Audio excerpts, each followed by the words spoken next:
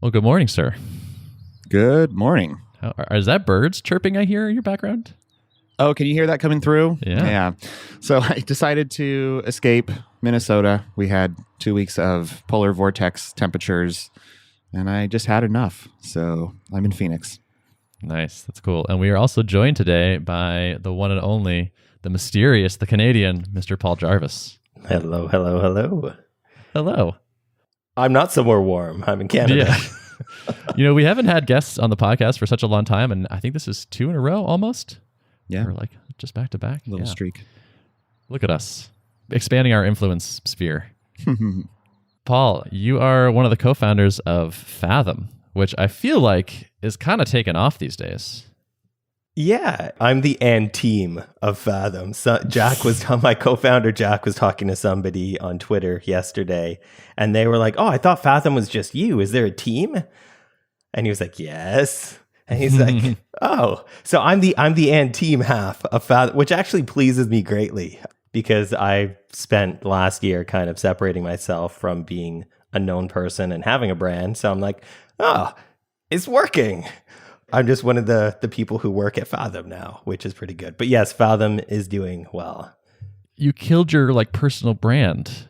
Yes. Which is very counterculture. That intrigues me a bunch. Yeah. I want to hear about that a little bit. Like your Twitter avatar is gone. It's like a white shell. I'm just a circle, I guess. You're just a circle now. If I recall, you were saying you wanted to separate. It's so funny. It's like the exact opposite of what everyone has been saying. Like you want to separate your personal brand and who you are and all that from the company.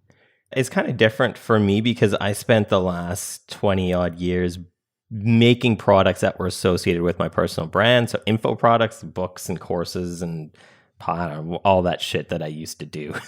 Last year, I killed off my newsletter, which was my main thing that I did. I had a weekly newsletter for 8 or so years. And I just decided I had enough. I was just kind of done with that. It definitely helped grow Fathom in the beginning. Me being a whatever quote unquote known person on the internet definitely helped Fathom at the start. And we would look at the how did you hear about Fathom box that we have on the onboarding thing. And it was definitely a lot of Paul Jarvis's written in there. But then as time went on, it wasn't. There's still some. I still look at Jack built me a dashboard so I can see all of the reasons because I don't want to log into a live database and look at that stuff because that would just be bad. So he built me a GUI for that. And there's still a few Paul Jarvises, but it's kind of moved past that. It's kind of now people hear about the company through all sorts of other ways, and they know about Fathom without knowing about me, which I think is cool. Because I want it to stand separate from me. And obviously, I'm still part of the company. I'm the and team of Fathom, as we've discussed. But I just want it to be its own thing. And yeah, that's counter to what most people say or want or do. But I don't know. I guess I'm a bit of a rebel. I got the sense when you did it that there was kind of maybe a little bit of an element of you wanting to decouple your mental state from kind of the whole world of living online. Was that part of it for you? Part of the motivation? For sure.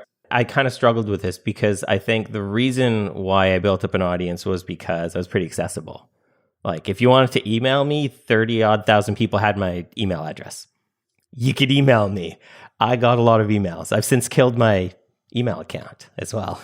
So that helped me grow my audience, but then it reached a point where it was this is too much. It also reached a point where I felt like I didn't care about other people's opinions about my opinion. And that was hard to, it sounds super egotistical to say that, but it's also honestly how I felt, where I was making a living having an opinion. And then every time I shared my opinion, I would get hundreds, sometimes thousands of people sharing their opinion about my opinion. And it was just this is I don't have the mental capacity to deal with this, both the good and the bad. There's definitely a lot of bad that went with it, but there's a lot of people who were just agree with my opinion for some reason. It just got to a point where it was I can't mentally and emotionally deal with this on a daily, weekly basis. So, yeah. So I just basically gave it all up. And now if you email that email account that all those people had, it just says like, this email is no longer monitored. And I switched to a different email, which has been amazing. I like having an email address that like 15 people know. Yeah. That's great. Fresh start. Yeah. Like if you take a brain that has been evolved to like deal with maybe a band of 50 people and like expose it to an audience of tens of thousands, it's just like this is bound to be difficult. Yeah, I'm not smart enough or have the mental capacity to deal with that. I guess I never wanted it either. I think there are people, I mean, right now I'm watching a documentary on Tekashi 6ix9ine, and like his entire existence was just wanting to be famous. I understand that, but I also, that was never, like, I never wanted to be a known person. I wanted to make stuff, and then I got known in like a tiny circle, not comparing myself to the success of Tekashi 6ix9ine, but also don't have face tattoos. I feel like that's one realm that I'm just not going to jump into. It was never my intention for anybody to know who I am. And when that happened, I appreciated it, but on the other hand, I kind of resented it as well. So instead of trying to figure out and deal with that in therapy, I just kind of was like, rather do other things in therapy than talk about that. So that desire for anonymity, it segues nicely into Fathom. Yeah, it does. So Fathom is simple, lightweight, privacy-first alternative to Google Analytics. Are you sharing any numbers or indications of how that's going with the world?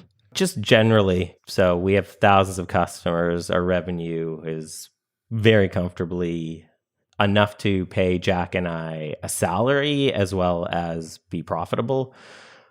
That's kind of where we're at right now, and it's growing. Like it doesn't have the unicorn like bullet to the upper right hand side of the graph, but like every single day it grows, and it's SaaS, so it compounds. Our churn is low as well, so I'm pleased with where things are at in terms of the revenue. And it's nice that I can just focus on one thing as well.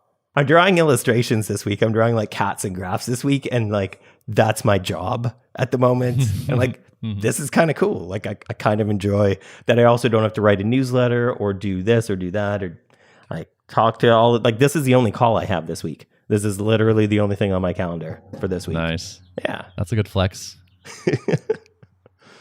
And it's just you and Jack, right? So you guys are handling it when customers email about support. You're handling that. Jack is theoretically on call all the time, right? Sort of. Okay. The way we built the back end was so that he wouldn't have to be on call. So we use a lot of serverless stuff. Yeah. A lot of stuff is managed, and we pay for that. But we pay for that because right now it's cheaper than hiring somebody full time. And two, that's just what we've kind of found as the best solution for the software that we're building. So when we were getting DDoS and stuff, like he did get text messages quite late, a couple nights before we solved for that. But for the most part, yeah, he's working on data migration right now, which, yeah, is all consuming. And my wife keeps making fun of me because she's like, he's working on real stuff and you're drawing cats all day on your iPad. Like, how is this a partnership? But both things need doing. Yep. So you have this work habit or something of shipping major versions of Fathom as like discrete elements. I emailed you about something and you're like, oh yeah, we're going to do that in V3. And it kind of seems like you deploy a somewhat static version of the app and then maybe you're doing some small fixes to it, but it mostly sort of does its thing while you're working on a new distinct version in the background. Is that accurate? That's accurate, and it's changing, and we don't like it. Okay. We do want to be working on small features and iterate, but when we built the current version of Fathom, we didn't know as much as we do now about it. And we've been adding new features, and the way that, as you both have probably seen in the settings, like we've added a bunch of different settings for sites and dashboards, and it's getting the way that we architected it with the UX, it's hard to do things. And we didn't know the feature set that we were going to have now, like a year and a half, 2 years ago. So we don't want to be releasing big features like every once a year or so, but we've kind of built ourselves as far as the data and the architecture of it, and then as far as the UX and UI of it. We're building the version we're working on right now, V3, in a way that will help us grow to add features kind of as we want to build them in the future. But right now, that's not the case. So we've been working on this for probably about 6-7 months. And it's all consuming. So I'm not just drawing cats. I'm also doing a lot of UX and UI stuff. But we don't want to be there, but that's where we are. And come April, that will change. And I'm very much looking forward to just like, hey, let's build this feature. Okay, that's what we're working on, instead of, okay, let's overhaul all the data architecture, all of the interface, all of the flows. Yeah. So I was like, well, Paul's a smart guy and Fathom's doing well. And they're doing this interesting like major version thing. And I was like, should we be doing that? Is that a good idea? And I don't think it is. It's funny, like it just makes it clearer to me, like it can definitely be a trap to imitate something you see, even if it's being done by a successful company. Because just because they're doing it doesn't mean it's good actually. Yeah.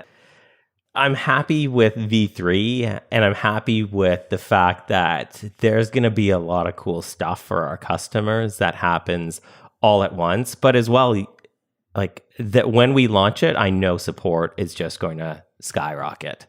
I'm also working on all of the documentation and training video, like all of the things that go along with. We can't just ship a release and be like, yay, pop the sparkling apple juice or whatever. It has to be... There's a lot that goes into it. We have to rewrite a lot of the marketing copy, and we're updating the marketing website because we have all of these features that are coming out that aren't even mentioned in the current version because those features don't exist yet.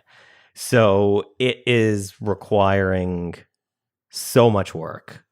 If I had the choice to do it this way, I'd probably choose not to. But where we're at isn't the worst thing in the world, because we're just coming up with all these cool things. And because we got ourselves to this point in the way that we're doing it, we've been able to come up with some really cool things. So I'm happy about it, but it is a slog. Like for me as well, like it kind of feels like writing a book. Like the last couple big projects I've done are writing books, and those aren't like a tiny iteration every week kind of thing. So I'm used to this, but I also am looking forward to not doing it this way. So when you mentioned that support, you're expecting that to spike up quite a bit. And support is something that's been kind of on my mind. I've been kind of dealing with, so I did a product hunt launch for SavvyCal last month, and that sent a huge wave of customers and I fielded like 1,500 support emails, just like people asking questions. A lot of people just giving like initial feedback. I ask a couple questions in the first email that goes out. And so it's mostly just me thanking people for sharing information and trying to digest all of that. And then, of course, answering customer questions too. But I found it, extremely difficult to make forward progress on the product while also fielding all of that. And so I've been thinking like it's probably time to get some help on the support front. But I mean, I'm kind of inspired by the way you guys operate, by kind of the stuff you talk about in Company of One, like the idea of working with contractors or people who are just really skilled at a particular discipline and like tapping those resources as opposed to, trying to like grow those resources in-house. And so I've been thinking like in my ideal realm, I kind of want to explore hiring a company that has a lot of expertise in like finding, vetting, and hiring really good support people. And I'm not talking like outsourcing for cost reasons to a foreign country or something where they don't speak English. I'm talking like, probably an expensive service, but one where I'm not managing the day-to-day employees who are doing the work. And I'm curious what you think about that model, or if you've like thought about how you might, expand support for that. Yeah. Jack and I have kind of talked about this as well. And I think we will eventually get to that place where we need to bring somebody on. We're going to need to bring on a developer, because most of the questions that we get as well, I would say probably half of our support is just people asking us questions, or at the moment asking us for features that we're actively working on, which that's just where we're at. But then the other half of the emails are support, and half of those can be answered pretty quickly with just, here's how you do this. You're using Vue. Here's how you implement Fathom using Vue. Like here's a document that we've written. You just didn't find it, which is our fault for not making it easier and searchable. Here's how you do that thing. And then the other 25% is the support questions that require actual work. I feel bad. Jack feels most of those sound technical. So when we need support, we're going to need to bring on somebody who's skilled at programming. And that's not going to be cheap. And so I was kind of curious what you were going to do, because I'm like, oh, whatever Derek does, that sounds like if he finds a company that's really good at that, then maybe Jack and I can do that. Because we are going to have to bring somebody on for that. Just like we brought on a privacy officer who's contractor, but I don't we couldn't afford to hire somebody full-time at her level, which we require, but we can hire a freelancer who does this, who is the top of her game as far as like GDPR and compliance goes. And we only need her for a couple hours a week, just like with support. In the beginning, I'm sure, same with you, it would probably be like a few hours a day, a few hours a week kind of thing. So, but we're also looking at, okay, well, what can we do as far as like video tutorials? Like if we get the same question 2 or 3 times, and like, how can we just solve this for good kind of thing? But still, people are going to ask, like, you can't solve, and I've been trying to work through this for years, is like, you can't solve for people not reading or not looking for something and emailing instead. And that's their prerogative to do that. But it still requires work on the company's end to field those questions. So I don't have an answer to that, man. Like we're not at that place yet, but we're getting very close to that place where it's also like people have asked us like just release this feature, it'll be quick. And it's like, it takes so much work to work on a company, to run the company day to day, and to release new things. And it feels on the outside like we're moving at a snail's pace, but Jack and I are putting in so many hours a day trying to like run the thing, do the support, build the product out. And we're almost at a point where it's like, this is too much for the two of us. So we're going to need to, hire a contractor, hire a company who does this for a living kind of thing. Hiring like one support person, probably not that big of a overhead burden. Maybe I'm blowing it up in my head a little too much, but I'm just imagining all of the possible like distractions that could come from just doing that extra company building stuff. Like, doing the kind of regular check-ins with the person and all the training, which I would have to do regardless. But if they decide to move on, well, then you got to like scramble and find a replacement. And I'm just seeing all the potential areas that would distract from actually improving the product. And I'm just like, do I want to do that now? Is now the time? It's a struggle. If we do that, we're going to document the process. So we only have to document that process once and then just iterate on it. And I kind of like doing support as well, where I learn more about the product by going through the emails, answering the emails, talking to the people than I do just like making the thing. Mm-hmm. Yep, for sure. Where are you at with support and stuff, Ben? We were just realizing yesterday, I think we're actually really lucky in support-wise, because we have like tens of thousands of people using our app, and we have one part-time support person. I think part of it is our customer base is technical developers. If they're like me and most developers I know, they don't really want to email support for something. That's kind of like the last resort. Like I tried to do this thing and I maybe even looked at the docs and like, I can't figure it out. Help me out. I think part of it is that. And also like we sort of intentionally try to make the app do a sort of narrow slice of things. So we try to keep it pared down. But I think we're just kind of in like a special happy, lucky place where it's mostly pretty easy to do Drupal support. Yeah, that makes sense. And I mean, even coming from the last business that I had and sold last year was a WordPress business. And that had easily 10, 20 times the support versus Fathom. And most of that support was my WordPress install is completely like, I have 1,800 plugins and yours doesn't work. It's like, it's nothing to do with us. With all three of our products, the product is fairly narrow in scope, and it doesn't require all of these other things or an ecosystem of other products to work for it to work. And that's so blissful. Yeah. So when you end up having to like support the internet, who's talked about this? I think MailChimp has talked about this, where like they just had to invest big time in support and just like teaching people how to like use websites. And, and it's just because people would ask them, and eventually I think they just gave in, and they're like, okay, well, this is our way to make our customers happy, is to help them with these things that technically don't align with our purview. And I'm hoping that I won't have to, get, or that any of us will have to get into that realm of like supporting the internet as a whole. Our user base is not nearly as technical as yours, Ben, but a lot of our customers they're all at least internet savvy, and a lot of them are fairly technical.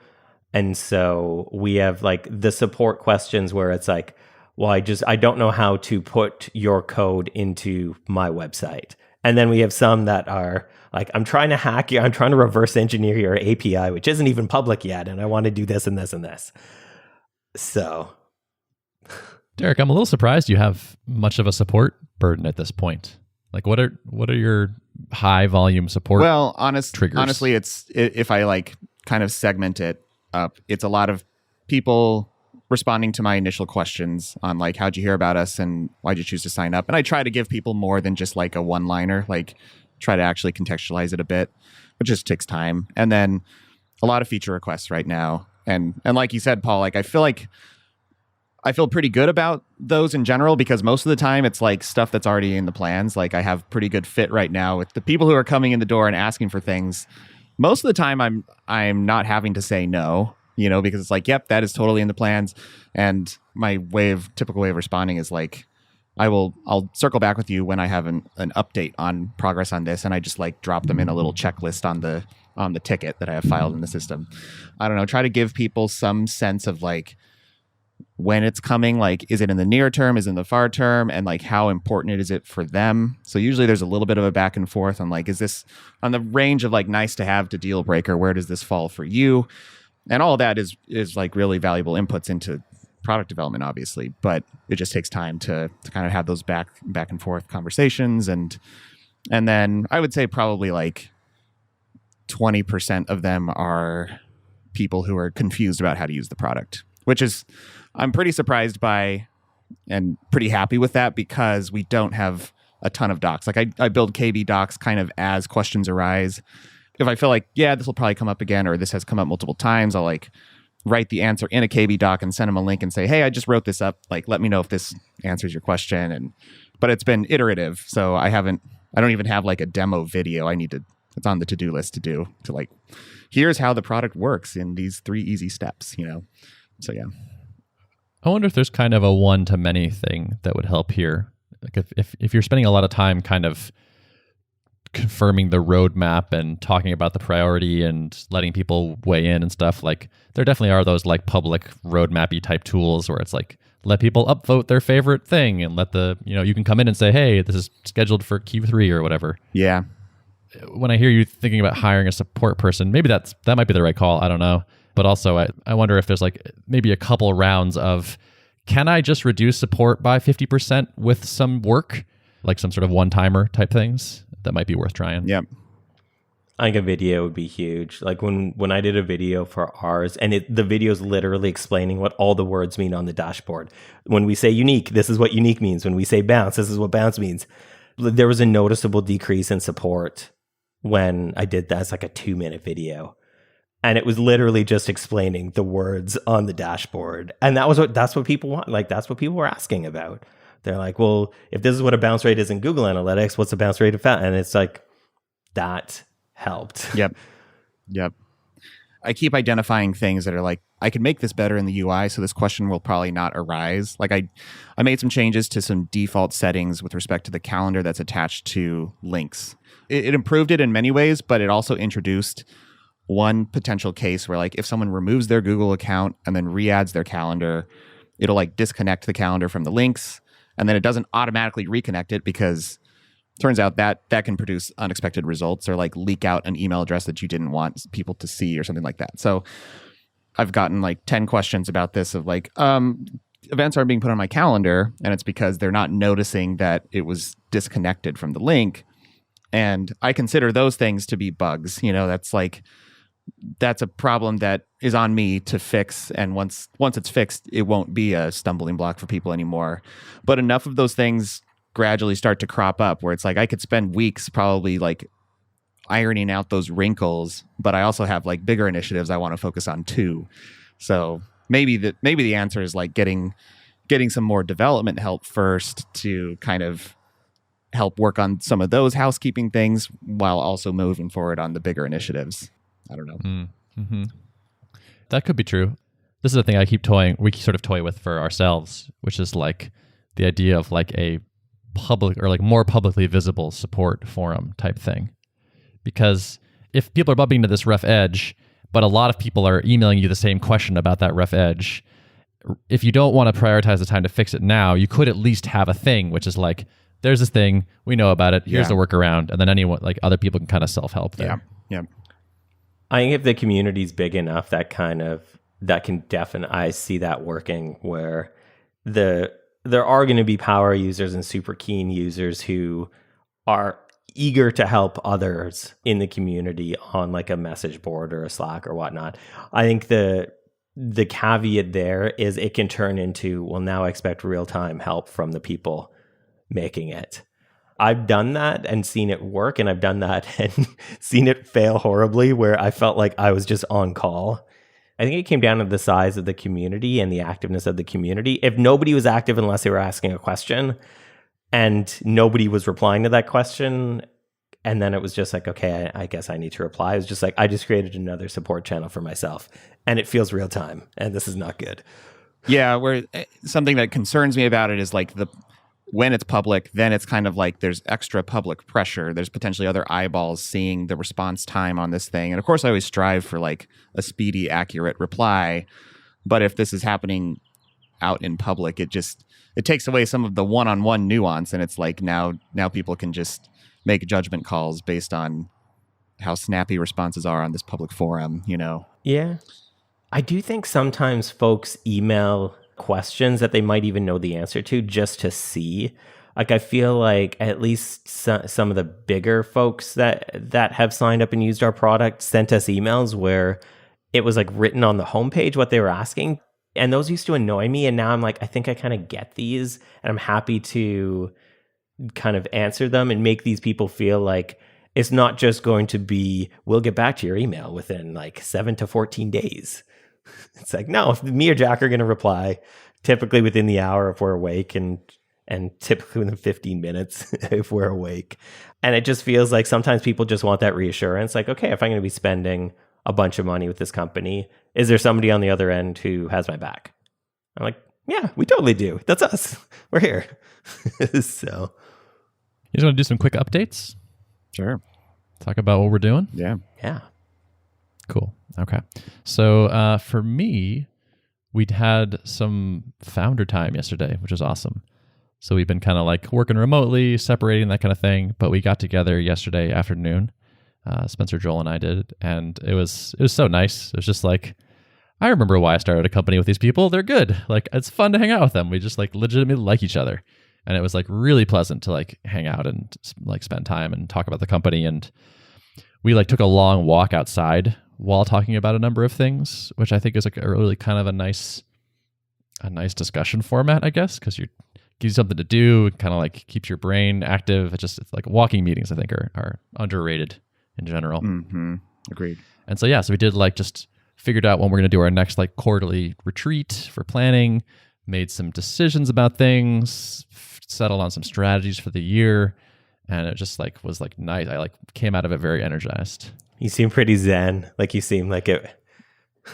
Awesome. Yeah, I feel good. It was like some things have been up in the air. We made some decisions.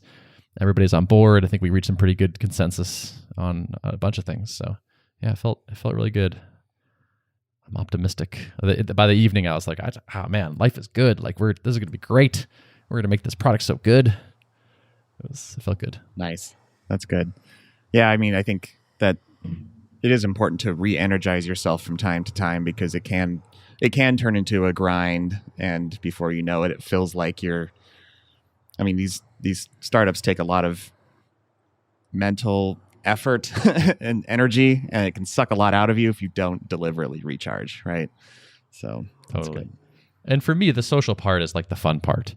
So to like be working remotely and not see each other is just like it's like the least fun part for me day after day. So that was cool. And I've also been working to figure out how we're going to improve our onboarding. We got some onboarding problems.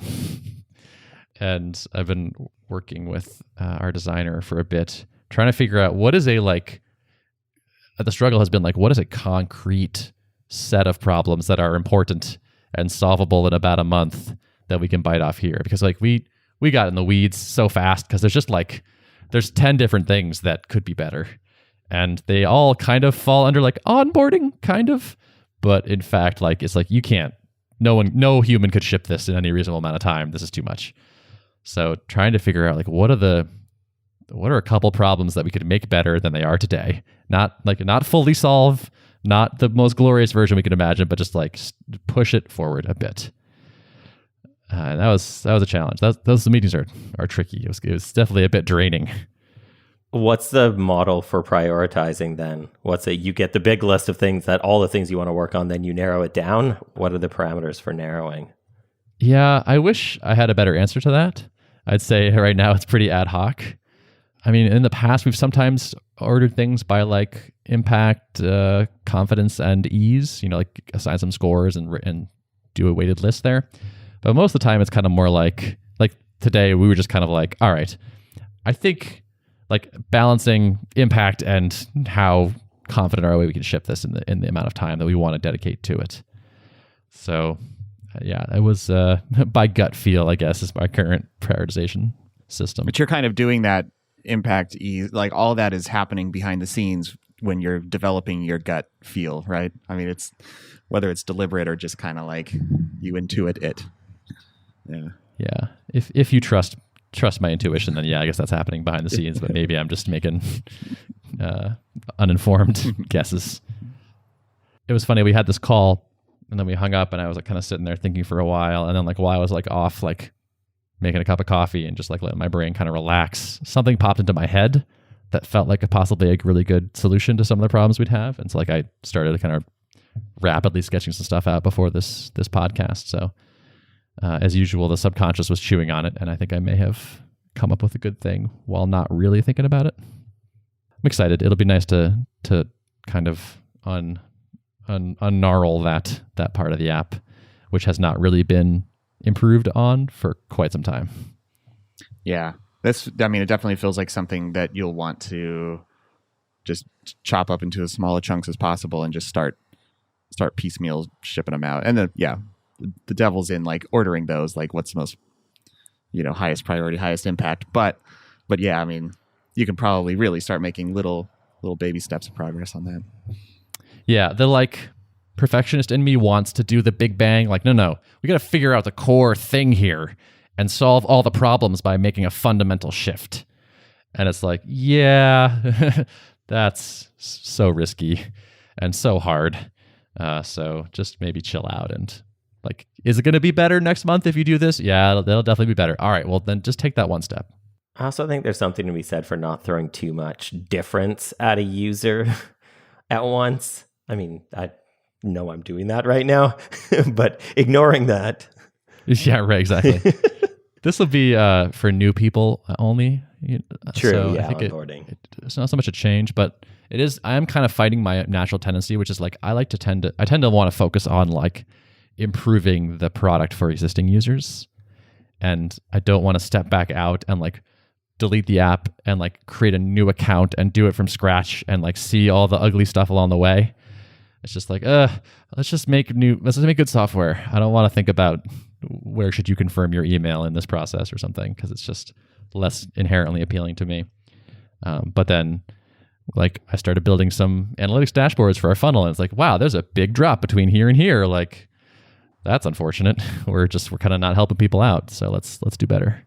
Yeah, because it's arguably one of the most important parts of the product is the on-ramp into it, right? So, but I'm with you on that. It's a lot easier to get really comfortable focusing on like the nitty-gritty internals of the application as opposed to the first run experience. Right. And and it makes my life better because Yeah. I use the app as a already fully onboarded user. Right. Yeah. And that's my kind of like model user in my head is that. Yeah. But yeah, especially for an app like ours where like the right successful trial is potentially thousands of seats.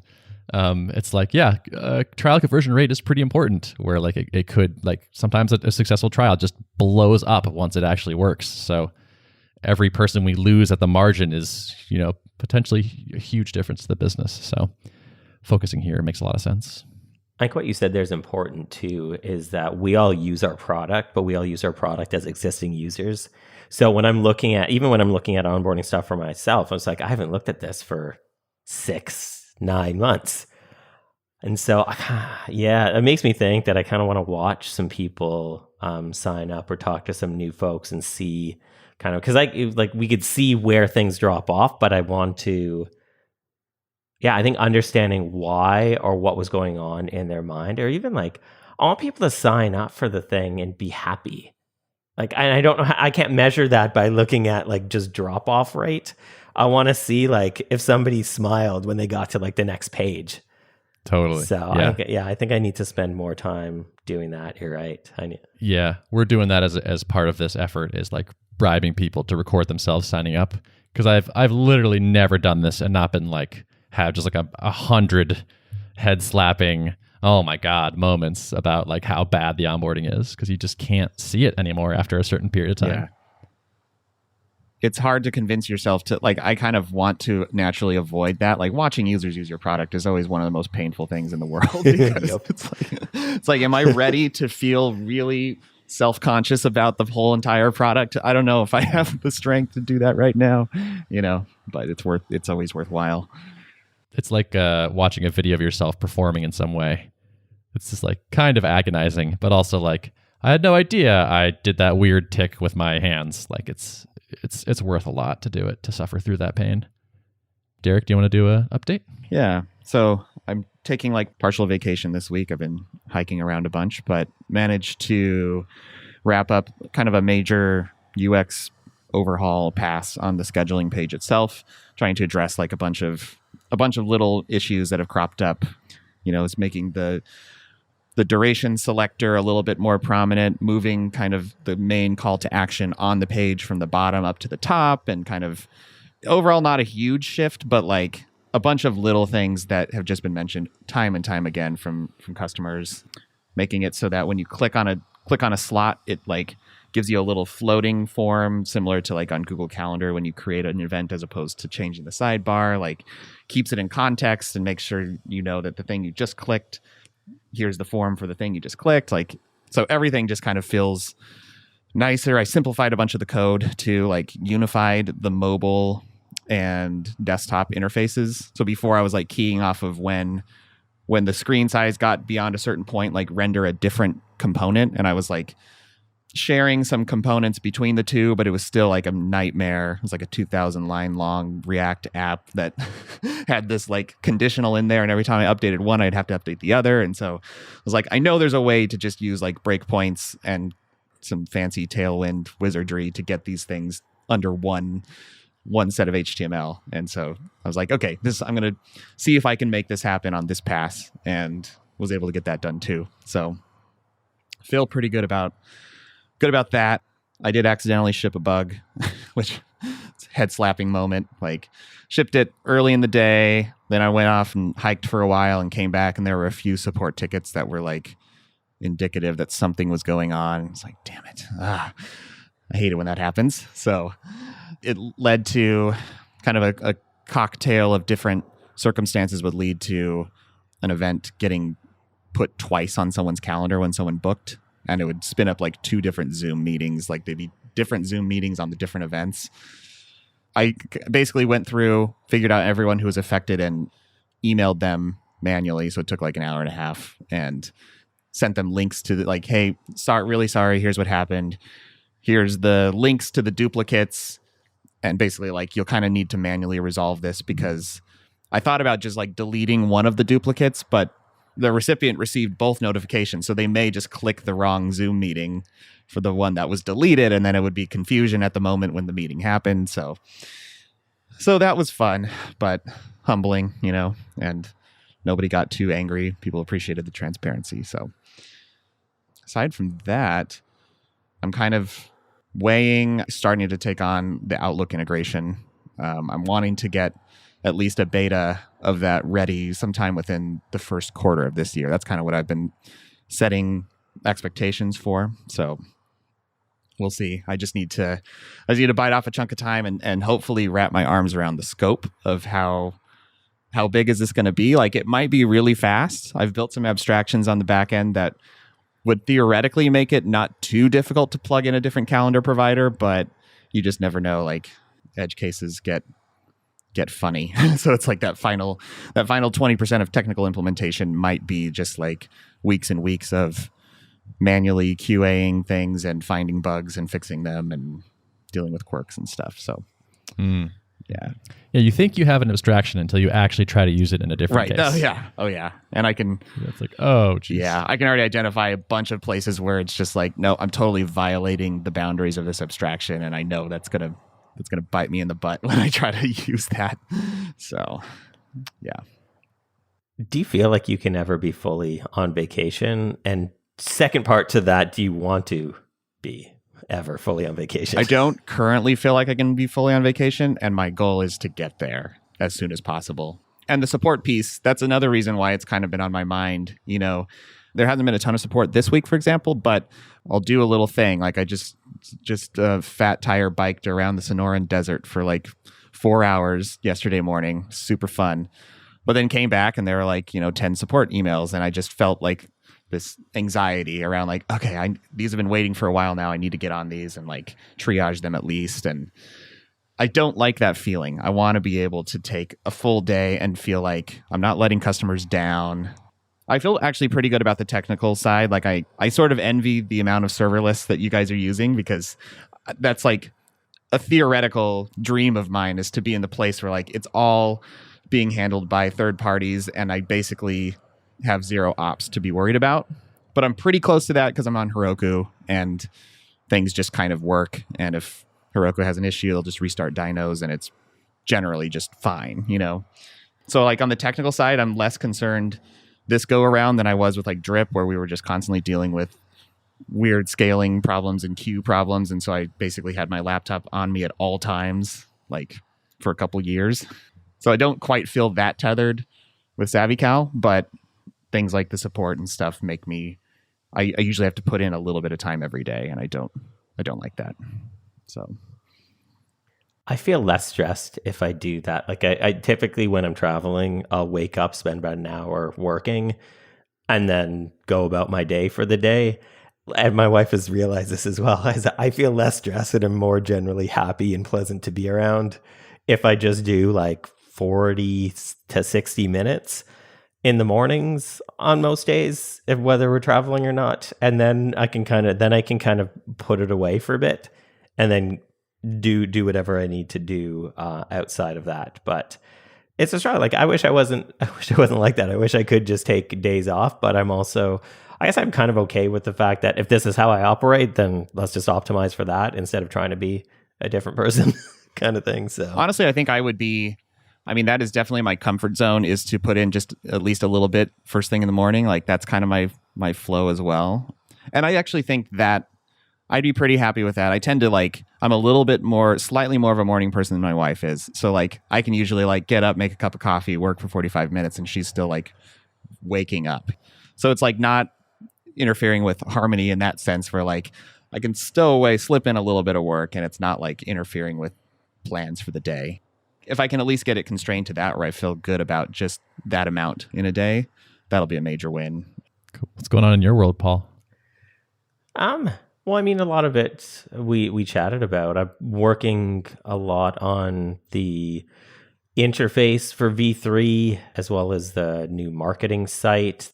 And I was talking to you about this a few minutes ago, I guess, making things so that a user isn't surprised by something looking so different that they're like, I used to know how to do this and now I don't, so I'm frustrated. I don't want that. So even though we're adding so many things, we're also working to keep things looking like okay, does this still look like Fathom? Does this still feel like Fathom? Does this still kind of follow the logical brain that a Fathom user would have for wanting to accomplish something? We want to make it easier, but still in a way that it makes sense based on what V2 is. Because even though Jack and I have been working on V3, none of our users have seen it, right? So it's going to be something new to them. So we don't want it to be a ton different. So a lot of that, Jack has been working a ton on the data migration piece, which has been a lot, but we're just about, he's probably migrating data right now as I talk to you guys. So it's better for me than him at this specific second. I'm at the point in quarantine where I just feel like I'm getting a little bored of Groundhog Day and everybody has said like, well, nothing's changed for you. Like you worked from home for 20 years. So like, it's no different. And I'm like, yeah, but I still used to leave my house. Like I still used to actually go hang out with friends. I'm actually doing that next week. You brought up like going for a walk, and I'm doing that with a friend next week. So I'm like, I can still actually do more things than I do. The weather's getting better because I want to bike right now, but I'm too much of a wimp to bike in the cold. So I'm looking forward to change right now. A lot of things with the software has been the same for a year. Life within quarantine has been the same for a year. So, and now as things start to like, there's an end in sight conceivably to things. I'm just like, I'm starting to feel like I want to get to the next place because I've been in this moment in this place for so long. So I have been kind of stressed out and frustrated by that. And the fact that things are going to change soon is both appealing but stressful that they haven't yet. So I've been kind of sitting in that place. And there's so many moving parts with this V3 as well. So like 1 week I'll be writing all of the content for the marketing site, and the next week I'll be designing for it, and this week I'm drawing illustrations for it. And then as well as working through, as Jack comes up against edge cases for the UI for it, I have to go back and remember, okay, this is what I was thinking when I designed it this way. This is how I have to make it different for this use case or this use case or this use case. So yeah, that's kind of where I'm at the moment. Well, there's an end in sight for the COVID and for Fathom V3 rewrite. Yes, exactly. So come spring or summer. I think V3 will happen before everybody being vaccinated. That's the goal. That's the goal, Yeah, I guess. Yeah. Maybe sometime this summer, life will be good again for you. Fathom V3 it's a giant project that is unmerged, basically. I know it's going to be a cut over to a different code base, but in essence, it's like a big old branch that's not merged. And those are the most mentally taxing on me is when I have, like, for example, this Outlook integration could easily be that. It could be 2 months of work with tens of thousands of lines of code changed that are just like sitting out there, not in production yet. And that stresses me out and I feel stagnated by it. And it's like all these things that I have to mentally work through. And I think even if I just like am putting small pieces of it into production as I go, it helps with the mental state. So I'm with you on that. Like, I think it's going to feel really good once you guys get that shipped, and then it's on a more incremental release cycle. It's going to do wonders, I think. Yeah, I think so. Even just making final decisions about things feels good. Like the decision to use where we're storing the data was a big decision that took a long time, and we tested so many things, and we're testing like, okay, how fast is a query for somebody who has 5,000 page views a month versus how fast is this query if somebody has 100 million page views a month? Because we have a couple customers that just have like mind-blowing amounts of data, and it's been tough. And it's fine because like I know this, but I don't viscerally feel it until it happens. It's like making a decision to move forward and just knowing, okay, this is the decision. We're pretty sure it's right. We've done our due diligence and research, but this is the decision we're making. We're not changing our freaking minds on it. It just feels like, okay, there's this weight that kind of lifts where it's like, okay, we've made the decision to move forward. And if we need to change it in the future, way in the future, then it could potentially happen, probably won't. But just the decision to like, okay, this is locked down. Now let's move on to this. This is locked down. Now let's move on to that. It's like, if I can't make progress and ship things, at least I feel like I want to make progress deciding on things and then moving to the next thing. That might be a good place to wrap it. Cool. Paul, thanks for coming by. It's nice having a third voice on here. It's fun chatting with you. Yeah, no, my pleasure. And this was great. I think this is my only interview this year, or my only nice. podcast appearance. This is not really an interview. It's like my only podcast appearance this year. We got the Paul exclusive. So. That's great. Exactly. Well, I'm also honored to be one of the 15 people that knows your secret email address. Yeah. Which we will not publish in the show notes. Yeah, exactly. Thanks as long as I can get a free Fathom account. There you go.